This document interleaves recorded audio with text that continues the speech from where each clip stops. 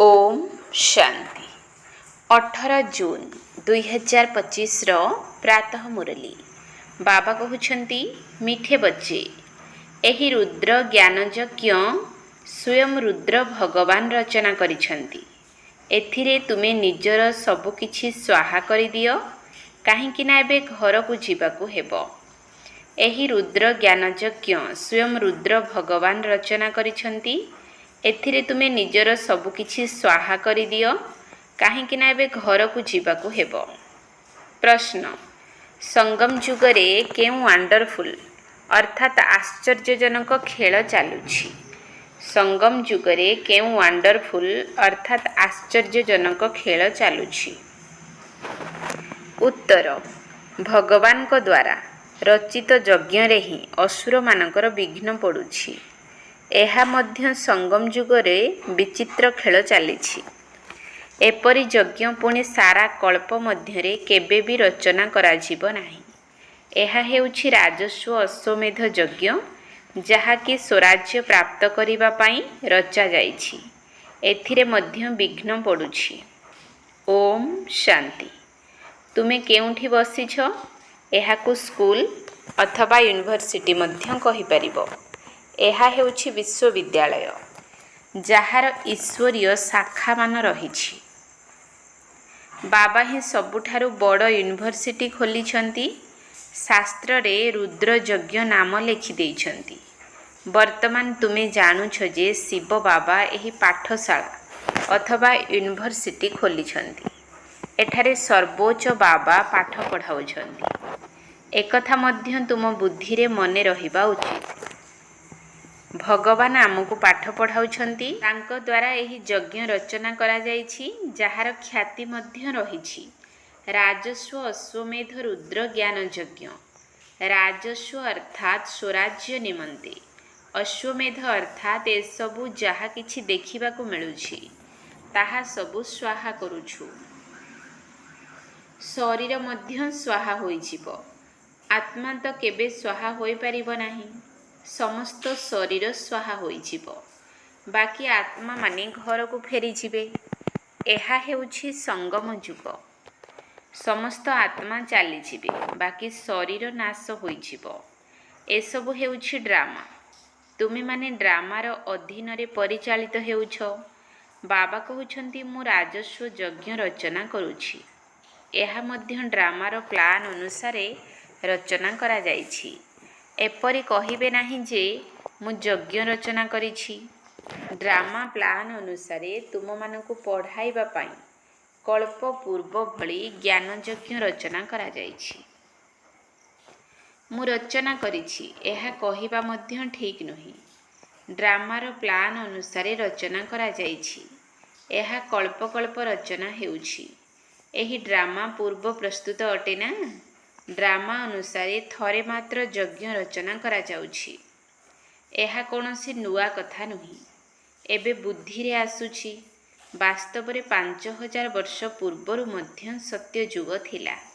एबे पुणी चक्रर पुनरावृत्ति हेउछि। पुनर्बार नुआ दुनिया स्थापन हेउछि।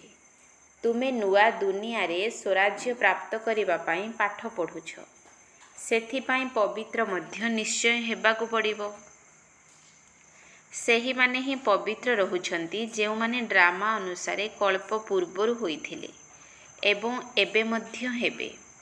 तेणु साक्षी होई ड्रामा को देखिबा सहित पुरुषार्थ मध्य करिबाकू हेबो। पिला मानकू मार्ग मध्य बताइबाकू हेबो। मुख्य कथा हेउछि पवित्रता। बाबांकू डाकुछंती आसी आमको पवित्र कर। एही छी छी दुनिया रु नै जाओ। वर्तमान बाबा आसीछंती आमको घर को नहीं छिबा पाई। पिला मानकू बहुत पॉइंट्स दिया जाउछि। बाबा कहउछंती मनमना भव। एहा ही मुख्य कथा। पावन हेबा पाई ही बाबा को मने पकाउछ। एकथा भूली जिबा उचित नही। तेणु जेते तांकू मने पकाइब तुमर सेते फायदा हेबो। चार्ट मध्य रखिबा दरकार नचेते शेष रे फेल होइजिब। पिला माने जानुछ आमे ही सतो प्रधान थिलु। पुरुषार्थर क्रम अनुसारे जी उच्च अर्थात श्रेष्ठ हेउछंती तांकू मेहनत मध्य अधिक करिबाकू पड़िबो। ବାବାଙ୍କ ସ୍ମୃତିରେ ମଧ୍ୟ ରହିବାକୁ ପଡ଼ିବ। ଏକଥା ମଧ୍ୟ ଜାଣୁଛ ଯେ ବାକି ଅଳ୍ପ ସମୟ ଅଛି, ପୁଣି ସୁଖର ଦିନ ଆସିବ। ବାସ୍ତବରେ ଆମର ଅସରନ୍ତି ସୁଖର ଦିନ ଆସିବ। ବାବା ଥରେ ମାତ୍ର ଆସୁଛନ୍ତି, ଏହି ଦୁଃଖ ଧାମକୁ ଖଲାସ କରି ନିଜର ସୁଖ ଧାମକୁ ନେଇଯାଉଛନ୍ତି। ତୁମେମାନେ ଜାଣିଛ ଏବେ ଆମେ ଈଶ୍ୱରୀୟ ପରିବାରରେ ଅଛୁ, ପୁଣି ଦୈବୀ ପରିବାରକୁ ଯିବୁ। ବର୍ତ୍ତମାନ ସମୟରେ ହିଁ ଗାୟନ ରହିଛି। ଏହି ସଙ୍ଗମ ହିଁ ପୁରୁଷୋତ୍ତମ ଅର୍ଥାତ୍ ଶ୍ରେଷ୍ଠ ହେବାର ଯୁଗ ଅଟେ। ତୁମେମାନେ ଜାଣିଛ ଆମକୁ ବେହଦ୍ର ବାବା ପାଠ ପଢ଼ାଉଛନ୍ତି, ପୁଣି ଆଗକୁ ଗଲେ ସନ୍ନ୍ୟାସୀମାନେ ମଧ୍ୟ ମାନିବେ। ସେ ସମୟ ମଧ୍ୟ ଆସିବ ନା। ଏବେ ତୁମ କଥାର ଏତେ ପ୍ରଭାବ ପଡ଼ୁନାହିଁ। ଏବେ ରାଜଧାନୀ ସ୍ଥାପନ ହେଉଛି। ବିନାଶର ସମୟ ଅତି ନିକଟ ହୋଇଗଲାଣି। ଶେଷ ସମୟରେ ସନ୍ନ୍ୟାସୀମାନେ ମଧ୍ୟ ଆସି ବୁଝିବେ ସୃଷ୍ଟିର ଚକ୍ର କିପରି ଘୁରୁଛି। ଏହି ଜ୍ଞାନ କାହା ପାଖରେ ନାହିଁ। ଏକଥା ମଧ୍ୟ ପିଲାମାନେ ଜାଣିଛନ୍ତି ପବିତ୍ରତା ପାଇଁ କେତେ ବିଘ୍ନ ପଡ଼ୁଛି। ଅବଳାମାନଙ୍କ ଉପରେ କେତେ ଅତ୍ୟାଚାର ହେଉଛି। ଦ୍ରୌପଦୀ ଡାକିଥିଲେ ନା, ବାସ୍ତବରେ ତୁମେ ସମସ୍ତେ ଦ୍ରୌପଦୀ, ସୀତା, ପାର୍ବତୀ ଅଟ। ବାବାଙ୍କ ସ୍ମୃତିରେ ରହିବା ଦ୍ୱାରା ଅବଳା କୁବ୍ଜାମାନେ ମଧ୍ୟ ବାବାଙ୍କ ଠାରୁ ସମ୍ପତ୍ତି ପାଉଛନ୍ତି। ବାବାଙ୍କ ସ୍ମୃତିରେ ତ ରହିପାରିବେ ନା। ଭଗବାନ ଆସି ଯଜ୍ଞ ରଚନା କରୁଛନ୍ତି। ଏଥିରେ କେତେ ବିଘ୍ନ ପଡ଼ୁଛି। ଏବେ ମଧ୍ୟ ବିଘ୍ନ ପଡ଼ୁଛି। କନ୍ୟାକୁ ଜବରଦସ୍ତି ବିବାହ କରାଉଛନ୍ତି, ନଚେତ୍ ମାଡ଼ ମାରି ବାହାର କରିଦେଉଛନ୍ତି।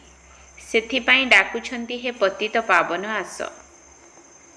ତେଣୁ ଆସିବା ପାଇଁ ନିଶ୍ଚୟ ତାଙ୍କର ଶରୀର ଦରକାର ନା, ଯେଉଁଥିରେ ଆସି ପବିତ୍ର କରିବେ। ଗଙ୍ଗା ପାଣି ଦ୍ୱାରା ତ ପବିତ୍ର ହେବେ ନାହିଁ। ବାବା ହିଁ ଆସି ପବିତ୍ର କରାଇ ପବିତ୍ର ଦୁନିଆର ମାଲିକ କରାଉଛନ୍ତି। ତୁମେ ଦେଖୁଛ ଏହି ପତିତ ଦୁନିଆର ବିନାଶ ସମ୍ମୁଖରେ ଉପସ୍ଥିତ। ତେଣୁ କାହିଁକି ବାବାଙ୍କର ନ ହେବୁ, ସମ୍ପୂର୍ଣ୍ଣ ସମର୍ପଣ ହୋଇ ନ ଯିବୁ। ପିଲାମାନେ ପଚାରୁଛନ୍ତି ଆମେ ସ୍ୱାହା କିପରି ହେବୁ, ଟ୍ରାନ୍ସଫର କିପରି କରିବୁ। ବାବା କହୁଛନ୍ତି, ପିଲାମାନେ ତୁମେ ଏହି ସାକାର ବାବାଙ୍କୁ ଦେଖୁଛ ନା। ଇଏ ନିଜେ କିଛି କରି ଶିଖାଉଛନ୍ତି। ଯେପରି କର୍ମ ମୁଁ କରିବି ମୋତେ ଦେଖି ଅନ୍ୟମାନେ କରିବେ। ବାବା ୟାଙ୍କ ଦ୍ୱାରା କର୍ମ କରାଇଲେ ନା, ସବୁକିଛି ଯଜ୍ଞରେ ସ୍ୱାହା କରିଦେଲେ। ସ୍ୱାହା ହେବାରେ କ'ଣ କୌଣସି ଅସୁବିଧା ଅଛି କି?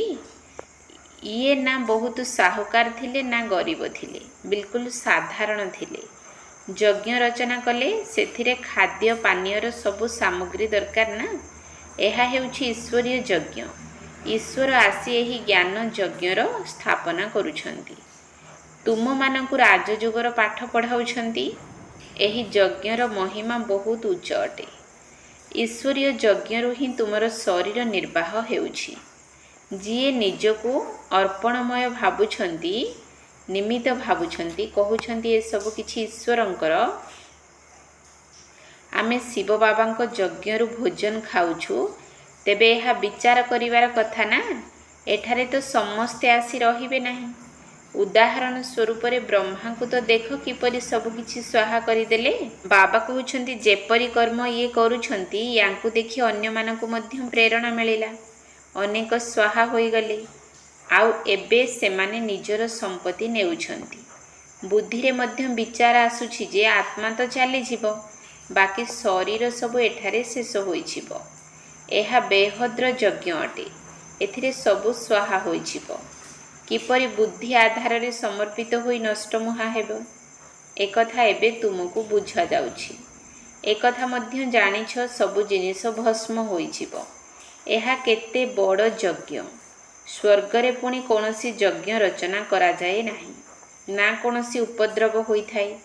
ଭକ୍ତି ମାର୍ଗରେ ଯେତେ ସବୁ ଯଜ୍ଞ ରହିଛି, ସେସବୁ ଶେଷ ହୋଇଯିବ। ଜ୍ଞାନର ସାଗର ଏକମାତ୍ର ଭଗବାନ ହିଁ ଅଟନ୍ତି। ସେ ହିଁ ମନୁଷ୍ୟ ସୃଷ୍ଟିର ବୀଜରୂପ, ସତ୍ୟ ଚୈତନ୍ୟ ଅଟନ୍ତି। ଶରୀର ଜଡ଼, ଆତ୍ମା ଚୈତନ୍ୟ ଅଟେ। ସେହି ଜ୍ଞାନର ସାଗର ତୁମମାନଙ୍କୁ ପଢ଼ାଉଛନ୍ତି। ସେମାନେ କେବଳ ଗାୟନ କରୁଛନ୍ତି, ଆଉ ତୁମକୁ ବାବା ସବୁ ଜ୍ଞାନ ଶୁଣାଉଛନ୍ତି। କିନ୍ତୁ ଜ୍ଞାନ ତ ବହୁତ ବେଶୀ ନୁହେଁ। ବିଶ୍ୱର ଚକ୍ର କିପରି ଘୁରୁଛି, ଏହାକୁ କେବଳ ବୁଝାଇବାକୁ ହେବ। ଏଠାରେ ବାବା ତୁମକୁ ନିଜେ ପଢ଼ାଉଛନ୍ତି। ଏକଥା ମଧ୍ୟ କହୁଛନ୍ତି, ମୁଁ ସାଧାରଣ ଶରୀରରେ ପ୍ରବେଶ କରୁଛି। ଭାଗୀରଥ ମଧ୍ୟ ପ୍ରସିଦ୍ଧ ଅଟନ୍ତି। ସେ ନିଶ୍ଚୟ ମନୁଷ୍ୟ ହୋଇଥିବେ, ଯାହାଙ୍କ ମାଧ୍ୟମରେ ବାବା ଆସିବେ। ତାଙ୍କର ନାମ ଶିବ ହିଁ ପ୍ରଚଳିତ ଅଛି। ବାକି ଅନ୍ୟ ସମସ୍ତଙ୍କ ନାମ ବଦଳୁଛି। ୟାଙ୍କ ନାମ କେବେ ବି ବଦଳୁ ନାହିଁ, କିନ୍ତୁ ଭକ୍ତିରେ ଅନେକ ନାମ ରଖିଦେଇଛନ୍ତି। ସିଏ ଶିବ ବାବା ହିଁ ଅଟନ୍ତି। ଶିବଙ୍କୁ କଲ୍ୟାଣକାରୀ କୁହାଯାଏ ନା। ଭଗବାନ ହିଁ ଆସି ନୂଆ ଦୁନିଆ ସ୍ୱର୍ଗ ସ୍ଥାପନ କରୁଛନ୍ତି। ତେଣୁ କଲ୍ୟାଣକାରୀ ହେଲେ ନା। ତୁମେମାନେ ଜାଣିଛ ଯେ ଭାରତରେ ହିଁ ସ୍ୱର୍ଗ ଥିଲା, ଏବେ ନର୍କ ହୋଇଯାଇଛି, ପୁଣି ସ୍ୱର୍ଗ ନିଶ୍ଚୟ ହେବ। ଏହାକୁ କୁହାଯାଉଛି ପୁରୁଷୋତ୍ତମ ସଙ୍ଗମ ଯୁଗ, ଯେତେବେଳେ କି ବାବା ନାଉରିଆ ହୋଇ ତୁମମାନଙ୍କୁ ଏ ପାରିରୁ ସେ ପାରିକୁ ନେଇଯାଉଛନ୍ତି। ଏହା ହେଉଛି ପୁରୁଣା ଦୁଃଖର ଦୁନିଆ। ପୁଣି ଡ୍ରାମା ଅନୁସାରେ ନିଶ୍ଚୟ ନୂଆ ଦୁନିଆ ଆସିବ, ଯେଉଁଥିପାଇଁ ତୁମେମାନେ ଏବେ ପୁରୁଷାର୍ଥ କରୁଛ। ବାବାଙ୍କର ସ୍ମୃତି ହିଁ ଘଡ଼ି ଘଡ଼ି ଭୁଲି ଯାଉଛ। ତେଣୁ ଏଥିରେ ପରିଶ୍ରମ କରିବାକୁ ହେବ। ପୂର୍ବରୁ ତୁମ ଦ୍ୱାରା ଯାହା ବିକର୍ମ ହୋଇଛି, ତାର ଦଣ୍ଡ କର୍ମଭୋଗ ରୂପରେ ଭୋଗିବାକୁ ପଡ଼ିଥାଏ ଏବଂ ଏହା ଅନ୍ତିମ ସମୟ ପର୍ଯ୍ୟନ୍ତ ଭୋଗିବାକୁ ହେବ। ଏଥିରେ କ୍ଷମା ମିଳିପାରିବ ନାହିଁ। ଏପରି ନୁହେଁ ଯେ ବାବା କ୍ଷମା କରିଦେବେ, କିଛି ବି ହୋଇପାରିବ ନାହିଁ। ଡ୍ରାମା ଅନୁସାରେ ସବୁ ହେଉଛି। କ୍ଷମା ଆଦି ମିଳିନଥାଏ। ହିସାବ କିତାବ ଚୁକ୍ତ କରିବାକୁ ହେବ। ତମ ପ୍ରଧାନରୁ ସତୋ ପ୍ରଧାନ ହେବାକୁ ପଡ଼ିବ। ଏଥିପାଇଁ ଶ୍ରୀମତ ମଧ୍ୟ ମିଳୁଛି। ଶ୍ରୀ ଶ୍ରୀ ଶିବ ବାବାଙ୍କର ଶ୍ରୀମତ ଦ୍ୱାରା ତୁମେ ସ୍ତ୍ରୀ ଅର୍ଥାତ୍ ଶ୍ରେଷ୍ଠ ହେଉଛ। ସର୍ବୋଚ୍ଚ ବାବା ତୁମକୁ ଉଚ୍ଚ ଅର୍ଥାତ୍ ଶ୍ରେଷ୍ଠ କରାଉଛନ୍ତି। ତୁମେ ଏବେ ଶ୍ରେଷ୍ଠ ହେଉଛ। ଏବେ ତୁମର ସ୍ମୃତି ଆସିଛି। ବାବା କଳ୍ପ କଳ୍ପ ଆସି ଆମକୁ ପାଠ ପଢ଼ାଉଛନ୍ତି। ଯେଉଁ ପାଠ ପଢ଼ା ଦ୍ୱାରା ଅଧାକଳ୍ପ ପ୍ରାରବ୍ଧ ମିଳୁଛି, ସୃଷ୍ଟିଚକ୍ର କିପରି ଘୁରୁଛି, ଏହି ଜ୍ଞାନର ସେଠାରେ ଆବଶ୍ୟକତା ନଥାଏ। ବାବା ପ୍ରତି କଳ୍ପରେ ଥରେ ମାତ୍ର ଆସି କହୁଛନ୍ତି ଯେ ଏହି ସୃଷ୍ଟିର ଚକ୍ର କିପରି ଘୁରୁଛି। ତୁମର କାମ ହେଉଛି ପଢ଼ିବା ଏବଂ ପବିତ୍ର ହେବା, ତା ସହିତ ଯୋଗଯୁକ୍ତ ହୋଇ ମଧ୍ୟ ରହିବାକୁ ହେବ। ବାବାଙ୍କର ହୋଇ ଯଦି ପବିତ୍ର ନ ହେଲ, ତେବେ 100 ଗୁଣା ଦଣ୍ଡ ମିଳିବ। ନାମ ମଧ୍ୟ ବଦନାମ ହୋଇଯିବ। ଗାୟନ ମଧ୍ୟ ରହିଛି। ସଦ୍ଗୁରୁଙ୍କର ନିନ୍ଦୁକକୁ କେଉଁଠି ସ୍ଥାନ ମିଳିପାରିବ ନାହିଁ। ମନୁଷ୍ୟମାନଙ୍କୁ ଜଣା ନାହିଁ ଯେ ଇଏ କିଏ ଅଟନ୍ତି। ସତ୍ୟ ବାବା ହିଁ ସଦ୍ଗୁରୁ ସତ୍ ଶିକ୍ଷକ ଅଟନ୍ତି ନା। ସେ ତୁମମାନଙ୍କୁ ପଢ଼ାଉଛନ୍ତି। ସିଏ ସତ୍ୟ ସଦ୍ଗୁରୁ ମଧ୍ୟ ଅଟନ୍ତି। ଯେମିତି ବାବା ଜ୍ଞାନର ସାଗର ଅଟନ୍ତି, ସେମିତି ତୁମେମାନେ ମଧ୍ୟ ଜ୍ଞାନର ସାଗର ଅଟ। ବାବା ତ ସବୁ ଜ୍ଞାନ ଦେଇଛନ୍ତି। ଯିଏ ଯେତେ କଳ୍ପ ପୂର୍ବରୁ ଧାରଣ କରିଛନ୍ତି ସେତିକି କରିବେ। ପୁରୁଷାର୍ଥ ତ କରିବାକୁ ହେବ। କର୍ମ ବିନା କେହି ରହିପାରିବେ ନାହିଁ। କେତେ ହଟ୍ ଯୋଗ ଆଦି କରୁଛନ୍ତି, କିନ୍ତୁ ତାହା ମଧ୍ୟ କର୍ମ ଅଟେ ନା। ଏହା ମଧ୍ୟ ଏକ ଧନ୍ଦା ଅଟେ ଆଜୀବିକା ନିମନ୍ତେ। ଖ୍ୟାତି ହେଉଛି, ବହୁତ ପଇସା ମିଳୁଛି। ପାଣି ଉପରେ, ନିଆଁ ଉପରେ ଚାଲୁଛନ୍ତି, କିନ୍ତୁ କେବଳ ଉଡ଼ି ପାରୁନାହାନ୍ତି। ଏଥିରେ ପେଟ୍ରୋଲ ଆଦି ଦରକାର ନା, କିନ୍ତୁ ଏଥିରେ କିଛି ଫାଇଦା ନାହିଁ, କାରଣ ପବିତ୍ର ତ ହେଉନାହାନ୍ତି। ବୈଜ୍ଞାନିକମାନଙ୍କର ମଧ୍ୟ ପ୍ରତିଯୋଗିତା ହେଉଛି। ତାଙ୍କର ବିଜ୍ଞାନ କୌଶଳର ଦୌଡ଼ ପ୍ରତିଯୋଗିତା, ଆଉ ତୁମର ନୀରବତାରେ ରହି ବାବାଙ୍କୁ ମନେ ପକାଇବାର ପ୍ରତିଯୋଗିତା। ସମସ୍ତେ ଶାନ୍ତି ହିଁ ମାଗୁଛନ୍ତି। ବାବା କହୁଛନ୍ତି ଶାନ୍ତି ତୁମର ସ୍ୱଧର୍ମ। ତେଣୁ ନିଜକୁ ଆତ୍ମା ଭାବ। ବର୍ତ୍ତମାନ ତୁମକୁ ନିଜର ଘର ଶାନ୍ତି ଧାମକୁ ଯିବାକୁ ହେବ। ଏହା ହେଉଛି ଦୁଃଖ ଧାମ। ଆମେ ଶାନ୍ତି ଧାମରୁ ପୁଣି ସୁଖ ଧାମକୁ ଆସିବୁ। ଏହି ଦୁଃଖ ଧାମ ଖଲାସ ହୋଇଯିବ। ଏହାକୁ ଭଲ ଭାବରେ ଧାରଣ କରି ପୁଣି ଅନ୍ୟମାନଙ୍କୁ ଧାରଣ କରାଇବାକୁ ହେବ। ବାକି ଅଳ୍ପ ଦିନ ରହିଛି। ଲୌକିକ ପାଠ ପଢ଼ି ପୁଣି ଶରୀର ନିର୍ବାହ ଅର୍ଥେ ବହୁତ କଷ୍ଟ କରିବାକୁ ପଡ଼ୁଛି। ଭାଗ୍ୟବାନ ସନ୍ତାନମାନେ ତୁରନ୍ତ ନିର୍ଣ୍ଣୟ ନେଇଥାନ୍ତି ଯେ ଆମେ କେଉଁ ପାଠ ପଢ଼ିବୁ। ଲୌକିକ ପାଠପଢ଼ା ଏବଂ ଏହି ଅଲୌକିକ ପାଠପଢ଼ା ଦ୍ୱାରା କ'ଣ ମିଳୁଛି? ଏହି ପାଠପଢ଼ାରେ ତ 21 ଜନ୍ମର ପ୍ରାରବ୍ଧ ମିଳୁଛି। ତେଣୁ ବିଚାର କରିବା ଉଚିତ ଆମେ କେଉଁ ପାଠ ପଢ଼ିବୁ। ଯାହାକୁ ବେହଦ ବାବାଙ୍କ ଠାରୁ ବର୍ଷା ପାଇବାର ଥିବ, ସେ ଏହି ବେହଦ ପାଠପଢ଼ାରେ ଲାଗିଯିବେ।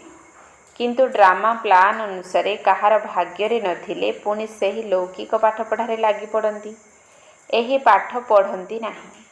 କୁହନ୍ତି ଫୁର୍ସତ ମିଳୁନାହିଁ। ବାବା ପଚାରୁଛନ୍ତି କେଉଁ ଜ୍ଞାନ ଭଲ, ତାହା ଦ୍ୱାରା କ'ଣ ମିଳୁଛି ଏବଂ ଏହା ଦ୍ୱାରା କ'ଣ ମିଳୁଛି। କହୁଛନ୍ତି ବାବା ଲୌକିକ ପାଠପଢ଼ା ଦ୍ୱାରା କ'ଣ ମିଳିବ? ଅଳ୍ପ କିଛି ରୋଜଗାର କରିବୁ। ଏଠାରେ ତ ଭଗବାନ ପଢ଼ାଉଛନ୍ତି। ଆମକୁ ତ ଏହି ପାଠ ପଢ଼ି ରାଜପଦ ପ୍ରାପ୍ତ କରିବାର ଅଛି। ତେଣୁ ଅଧିକ ଧ୍ୟାନ କେଉଁ କଥା ପ୍ରତି ଦେବା ଉଚିତ? କେହି କେହି କହିଥାନ୍ତି ବାବା ସେ ପାଠପଢ଼ା ସରିଲେ ପୁଣି ଆସିବୁ। ବାବା ବୁଝିଯାଆନ୍ତି ଏହାଙ୍କ ଭାଗ୍ୟରେ ନାହିଁ। କ'ଣ ଘଟିବ ତାହା ଆଗକୁ ଗଲେ ଦେଖିବ। ଜାଣୁଛନ୍ତି ଶରୀର ଉପରେ ଭରସା ନାହିଁ। ତେଣୁ ଏହି ସତ୍ୟ ରୋଜଗାରରେ ଲାଗିଯିବା ଉଚିତ। ଯାହାଙ୍କ ଭାଗ୍ୟରେ ଅଛି ସେ ନିଜର ଭାଗ୍ୟ ଉଜ୍ଜ୍ୱଳ କରିବେ। ସେଥିପାଇଁ ପୂରା ପରିଶ୍ରମ କରିବାକୁ ହେବ। ଆମେ ବାବାଙ୍କଠାରୁ ବର୍ଷା ନିଶ୍ଚୟ ନେବୁ।